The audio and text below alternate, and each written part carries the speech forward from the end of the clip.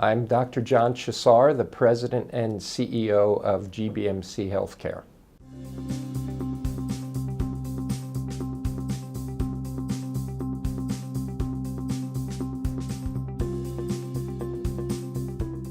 I was attracted to becoming a physician for the reason why most people want to become physicians, which is it's a great way to spend your life helping people. I can't think of a better career. But then, as I said, once I started practicing, I realized that we had the smartest people, but we had the really poorly designed systems that they were working in. And so much of our day was in rework that didn't really add any value to what we were doing for the patient.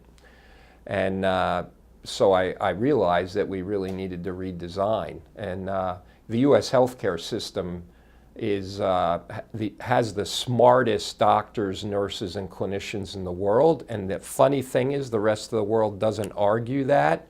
But we spend 40% more per capita on healthcare than any other country in the world. And probably 25 to 30% of every dollar spent is pure waste. It adds no value.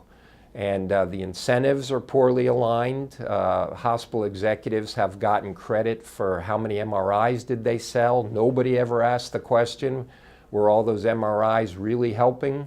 Were they really necessary, or were we just jacking up the cost, and was it really wasteful? So I'm delighted now that after the Affordable Care Act, we are much more focused on creating a value-driven healthcare. I often argue that executives from other industries, they wouldn't dare buy a raw material where they weren't buying value. They wouldn't pay a 20% markup for nothing.